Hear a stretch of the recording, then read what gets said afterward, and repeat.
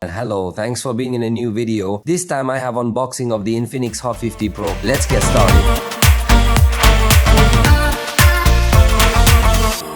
This device has just announced its arrival in Mexico at an introductory price of 5,999 pesos. On screen you see the reference price in dollars. Honestly, it seems to me quite high for what the device is, but they said that for the moment you can get in free market to 30,299, which is obviously a much more competitive and attractive price. On screen again you saw the reference price in dollars, but it's clear that at the promotional price it's very attractive and possibly the best you're going to be able to find, especially if you're into gaming. But let's uncover it so we can see what's inside. For now, what is clear is that it is the official Free Fire phone. So let's take it out of this little box, which in turn has another box, which in turn has... No, that's not true. It doesn't have any more boxes, but here we are directly meeting the device. Let's take it out of this small packaging. Here we are already getting some important features that I'll mention in a moment, but as I say, I think it's going to be an attractive device. We're going to turn this device on, and while it's turning on, we're going to see what else is available in the box. So we're going to be looking at paperwork of a lifetime, nothing too interesting so far. Then we are going to find more warranty paperwork and some additional after-sales service stuff.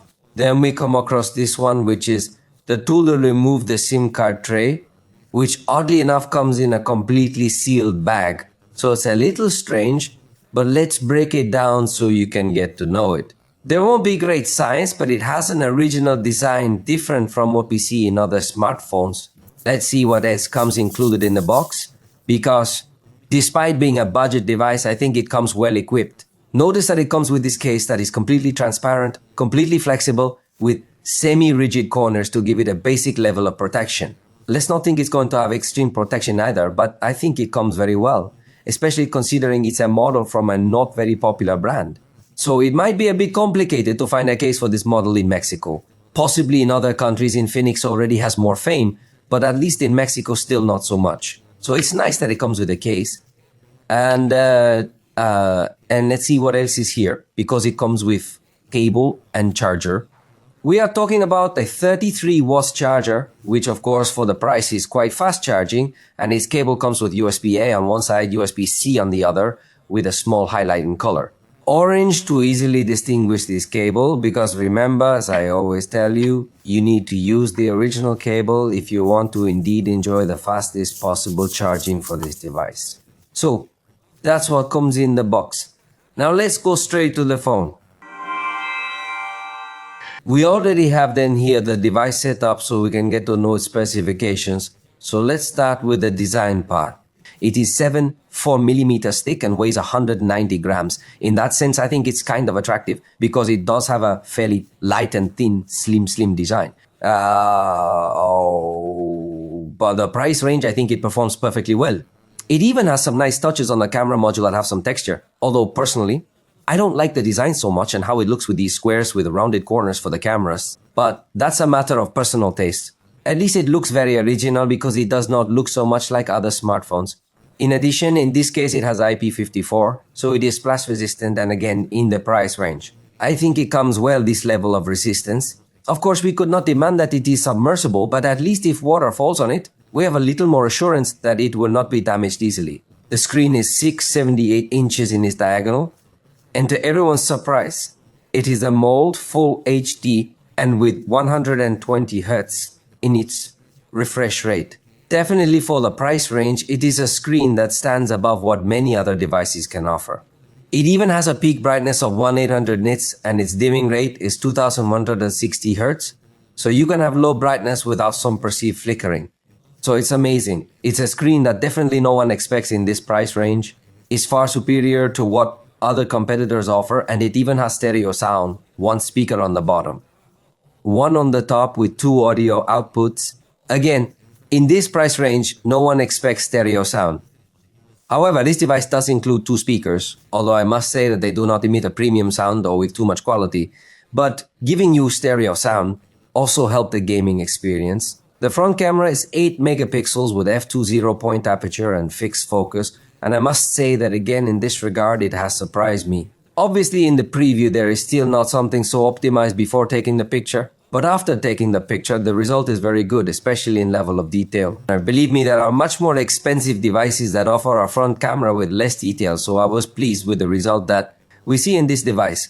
On the back we find a 50 megapixel camera with aperture f/.6 with autofocus but without optical stabilization. Although for the price range it stands out mainly for the aperture. I think it will have a very good performance at night. The other two cameras consider that they are only marketing, ornament, decoration to make it look like an advanced device, but take into account that only has a camera. Because these two cameras, they don't really have any use. And let's just look at two examples. This is the main camera, which I definitely think will perform well, has good detail, good color, doesn't seem to have any problems, and for the price range performs well. Even applying 2x zoom, it seems to maintain optical quality, which speaks very well of the optimization of this device. So in general terms, I like the camera, although clearly I would have preferred not to put these two cameras and that by. For example, we could get a slightly higher quality speaker or something like that. It's unnecessary to put in these cameras. For video recording, note that 4K resolution is available like many devices of this brand, both on the front and rear cameras. That's great because it gives you videos with a bit more detail and full HD.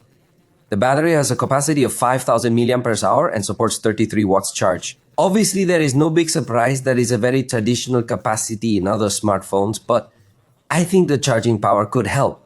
Obviously, for the video review, we will make more detailed and extensive tests to know the battery life that can reach this device.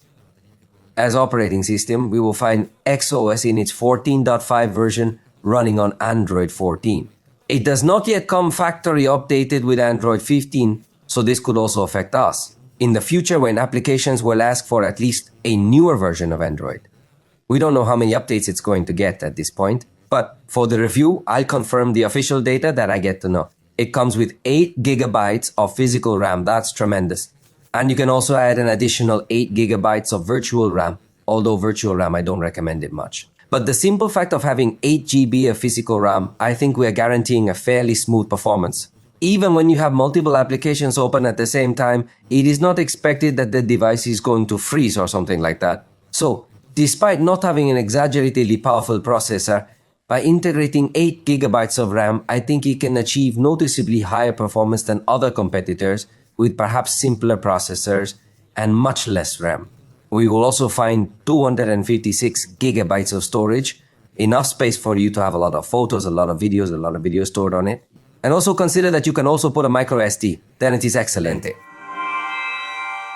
And finally, the processor is the MediaTek Helio G, a processor that is not too powerful and does not offer us G connectivity, but as reference data, here are the results in Geekbench. 722 points in a single core and 1961 points in multi-core. Definitely that it is not an exaggeratedly powerful processor, but considering the promotional price, I think it can compete very well complemented with a good amount of RAM. In Antutu obtained 439,802 points, as I say, confirming that it is not a device that is extremely powerful. But in the video review, we will test how it is running different games, obviously with a graphic quality adapted to the price of this device that could become one of the best devices in the entry range if it maintains its promotional price. If it goes up to the launch price in Mexico, I think it will be too high a price where I would not recommend this device. What strikes me is that the background of the lock screen looks too much like the iPad Pro, although, it's one of these backgrounds that are constantly changing.